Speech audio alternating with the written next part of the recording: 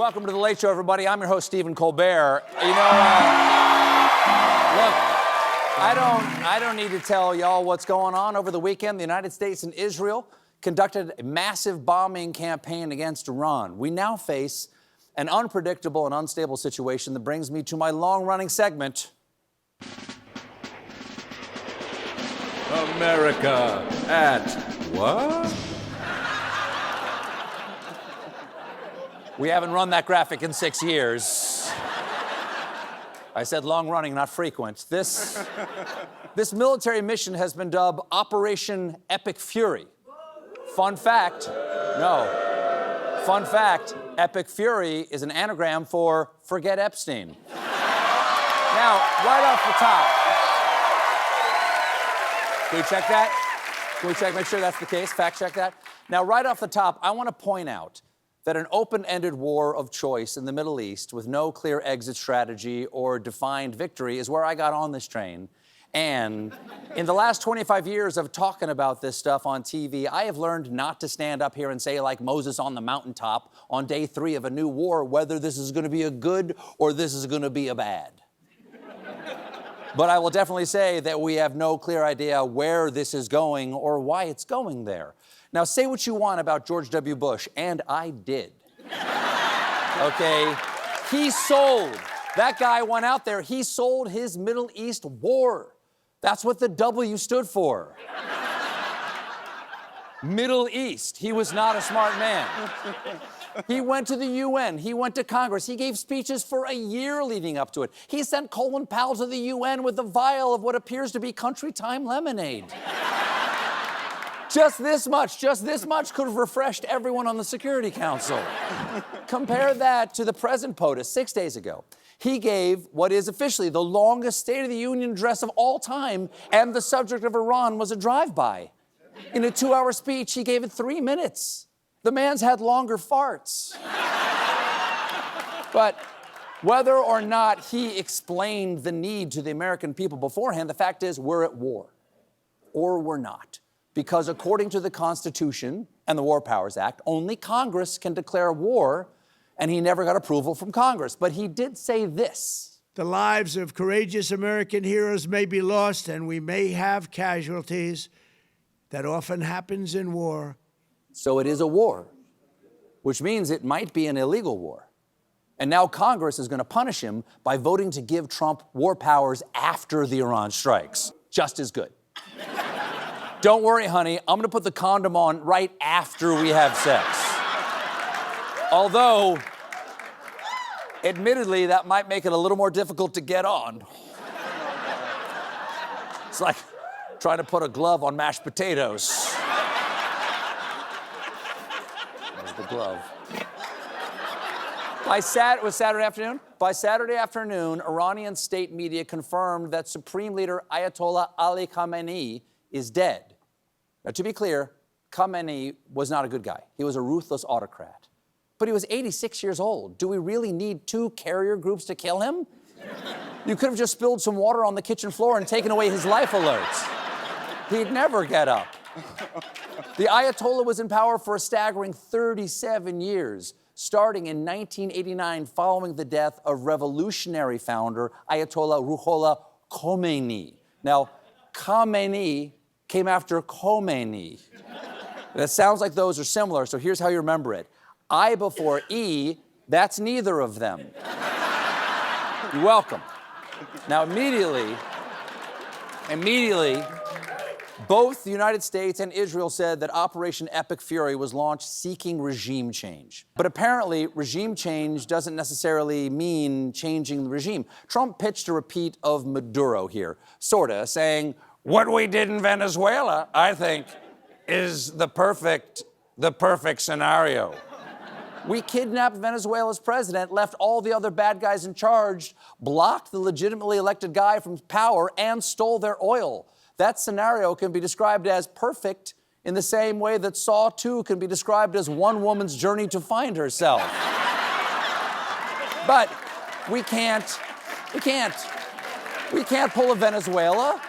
We can't pull a Venezuela even if we wanted to, because when asked about a succession plan, Trump said, the attack was so successful, it knocked out most of the candidates. It's not going to be anybody we were thinking of because they're all dead. Second or third place is dead. If everyone you wanted to take over is dead, then it wasn't a successful mission. Good news, kids. I killed that spider in your room. And your hamster is dead. And the cat is dead. They're all dead. Today was a success. When it comes to launching this new war, the question everyone is asking is, to quote the president's favorite song, why? They said,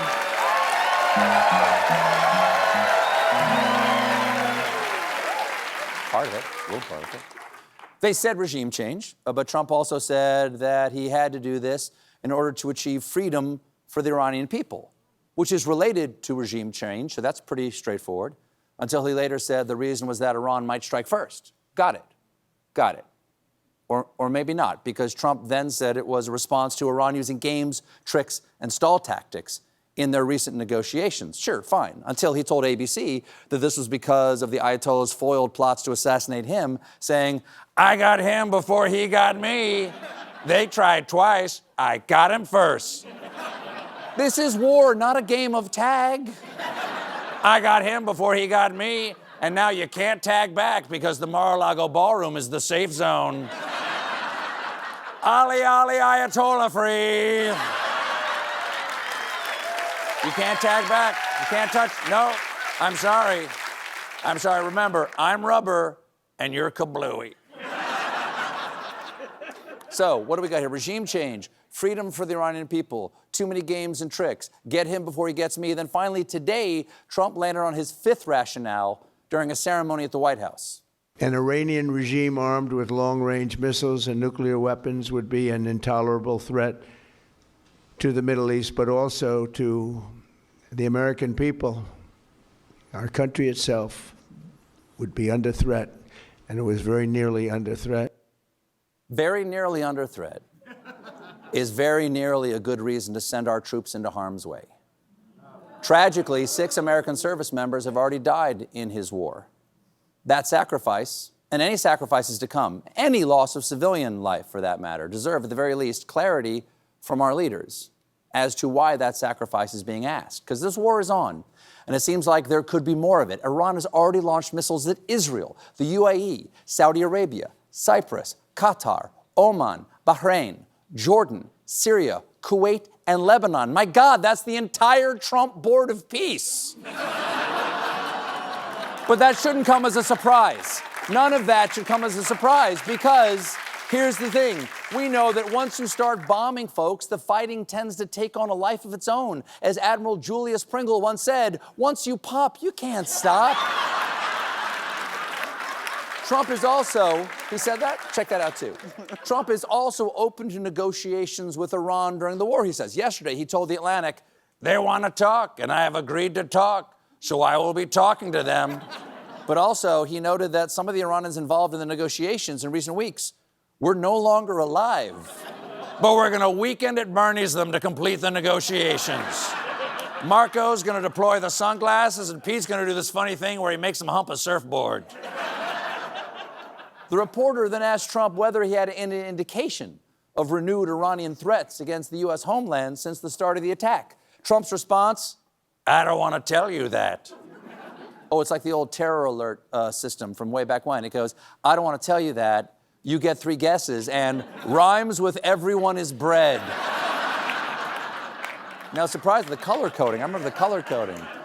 Now, surprisingly, no member of the administration came out on the Sunday shows this weekend to defend the president's decision to attack until this morning when the Pentagon sent out Pete Hegseth. He promised that this war will contain 0% woke. No stupid rules of engagement, no nation-building quagmire, no democracy-building exercise, no politically correct wars. No politically correct wars, no gluten-free missiles. This is 100% raw milk, all beef death patty that could lead to the destruction of mankind. Not person kind, okay? It's Armageddon, not Armageddon. You wanna go, bro? You wanna go? You got a problem, bro? Come on. Hegseth also assured the American people that this war will not be like previous Mideast quagmires. To the media outlets and political left screaming endless wars, stop. This is not Iraq. This is not Iraq. We checked, and the spelling is different. We got a great show for you tonight. I'll be talking to Daniel Radcliffe, Maggie Gyllenhaal. And when I come back, I discuss Iran with foreign policy expert Brett McGurk. That's his real name.